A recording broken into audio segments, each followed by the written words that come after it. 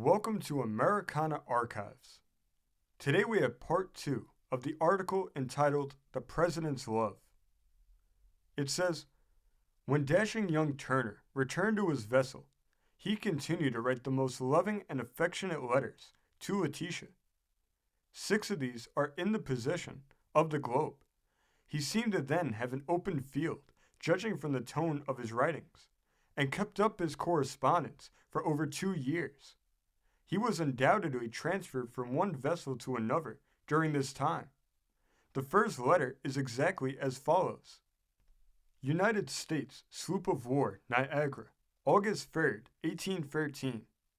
My dear Letitia, this forenoon I received your very affectionate letter, for which I have to return my sincere thanks, and hope you will continue to bestow the like obligations on me frequently. In your letter, you make many apologies. My dear girl, but few surpass you in composition. You certainly must know that Turner loves you, and of course anything you say or do is pleasing and agreeable to him. Tomorrow we proceed to sea. I shall be thoughtful at this important time of life about laying the foundation of a character of dignity and respectability, which can be built upon the basis of virtue only. Goodbye, dear Letty. Till we again meet, God bless and protect you, are the sincere prayers of your affectionate Turner. The next one was written after Turner had learned that Buchanan had returned to Erie in hopes that his absence had softened Letty's heart towards him. Turner, while fearing Buchanan had made some headway, refers to the matter in a delicate way, as will be seen. Turner had this time written from another vessel. A period of 2 years had elapsed, for the lieutenant had been cruising on warships in foreign waters, and wrote the following letter on his return to the United States, and as will be seen, had been promoted to second lieutenant. U.S. Frigate Java, Hampton Roads, August 25th, 1815. My dear girl, I wrote you soon after my arrival in the United States, and have never received a single line from you since. I fear you have forgot me. Let me assure you, my dear girl, my love for you is unbounded. Should you have formed an attachment for any other person during my absence, why not say so to me? You certainly ought to know Turner well enough to know that anything that will contribute to your happiness will also contribute to his. You are acquainted with my pecuniary affairs, and know me not to be wealthy. Should you have formed an attachment for any person, God grant he may be worthy of your love, and that your days may glide on, as glides the stream that never stays. To hear of your health and happiness will be the means of making me happy also. Since my arrival in the United States, I have entered a little in the mercantile business, and have been unfortunate. I have nothing at present to depend on but my monthly pay. I am at present second lieutenant of this frigate, and expect soon to be first. Do, dear Letitia, write me, if it be but a single line. Direct to me at New York, as the ship is going there to fit for Algiers. That God may bless you and protect you, my dear Letitia, is the most sincere and prevalent prayer of your very affectionate Turner. Soon after this, he wanted to visit Letitia, but was prevented because the British fleet was hovering nearby. He had been transferred again, this time to the brig Lawrence. The letter is not dated, but Mrs. Stewart assured the Globe reporter that it follows at this point. U.S. Brig Lawrence. Dear Letitia, I am quite unhappy in being absent from you so long. I should have visited you frequently had not the English fleet been off this place, but as they were, it has been entirely out of my power. However, Letty, it is the fortune of war, and why should we repine? You must certainly know my long absence is not for want of affection. No, my dear girl, I do assure you, no one does or can love you more than Turner. You are constantly in my mind, and very near my heart, next to our merciful Father, who is in heaven. Don't be alarmed at the sight of the enemy. They are merciful to females, and you know Turner will protect you, while there is a shot left in the squadron. God bless and protect you, sweet girl, are the most prevalent prayers of your truly affectionate Turner. On the back of this note are the words, "Don't let any person see this." The date is torn away and evidently shows that the British had then possession of Erie, and Turner managed in some way to send or smuggle the letter through the enemy's lines. Then follows another letter, showing him to have been transferred again to the frigate Java, or else was written before he was put on board the Lawrence. U.S. Frigate Java, New York, November 23rd, 1815. Dear Letitia, 3 times have I written you, and no answer. I ask myself, has Letitia forgot me? If so, I can always say I shall never forget her. Sometimes I think my letters have been miscarried. Sometimes think myself unworthy of her. My faults are innumerable, though I am the same affectionate Turner. We are separated in distance, yet you are foremost in my mind. In my midnight watch, when I am pacing the deck, I imagine I have you with me, that we are laying plans for our future comfort and happiness. But oh, I fear such happiness will never be. Of my love you have no reason to doubt. If so, my dear girl, let me again assure you of its sincerity. Perhaps Letitia thinks my income is not sufficient for a union. It is true, it is small, very small. But, my dear girl, I have my honest exertions to depend on. Of late, as respects pecuniary affairs, I have been very unfortunate. It is the decree of the Almighty, and I trust in that supreme and all-wise God to better my circumstances, and whatever His will is, I shall meet it with a smile, whether adversity or prosperity. We expect to leave New York with the frigate this winter or early in the spring. It is expected that we shall take our minister to France. Do not, my dear Letitia, allow me to leave the United States without receiving a letter from you, whom I love so much. Write me a long letter, but do not fail to write, if it be but 1 line, and that to say goodbye. I should cross the Western Ocean cheerfully after receiving a letter from you, and brave the strongest gale with pleasure, were I assured of your remembrance. And wherever I roam, whatever realms I see, my heart untraveled still shall turn to thee. Of the Erie officers, there is on board this vessel, Holdup and Taylor. We frequently enjoy ourselves for hours together, talking of our Erie friends. I hope I shall soon be able to visit your little town, and enjoy myself for a short time in the agreeable society of its inhabitants. If you write direct, my dear, dear girl, to this place, remember me affectionately to your father and mother, sisters and brothers, that God may bless and protect my dear Letitia, wherever she may be, and whatever situation she may be placed in, is the sincere and most prevalent prayer of her most sincere and affectionate, Dan Turner. Turner went ashore, and so great was his desire to see his lady love that he foolishly attempted to cross the British lines. He was captured, and Buchanan, hearing of it, did all he could to release the unfortunate man, and finally succeeded in having him exchanged. This letter following is in shreds, rotten and yellow with age. It is torn completely in half, and only a portion of the writing is on it. I am not at present a poor, darned, unfortunate prisoner, but hope to be exchanged in a month or 2, when I shall immediately repair to Erie, and tell you all about my unfortunate affair.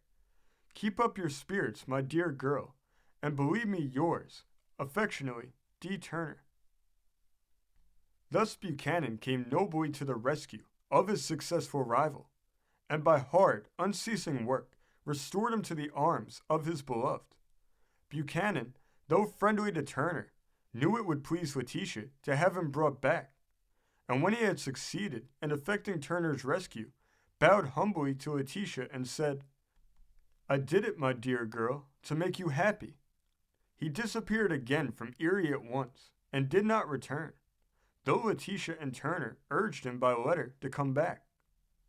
Letitia accepted Turner's proposal, but again the stern James Duncan, Letitia's father, drove Turner away and swore by all that was holy his daughter should not marry him.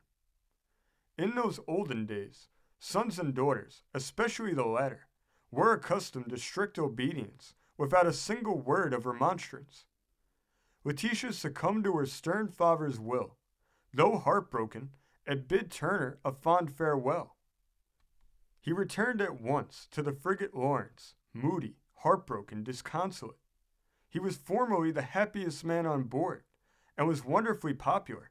He drooped day by day, and one day, when in a fit of deep dejection, he insulted a brother officer named Lieutenant Sinnett.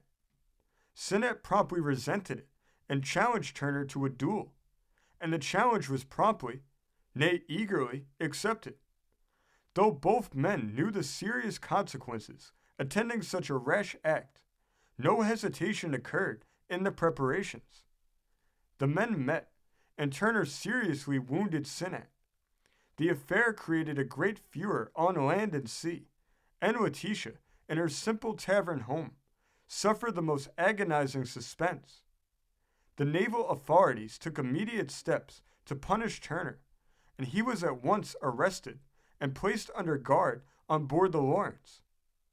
He wrote one fond and last farewell letter to Letitia, which cannot be found among her effects, though no one can easily surmise what there was in it. Late one night, when pacing the deck, his moody thoughts increased tenfold, his dejection far deeper, and his heart completely shattered.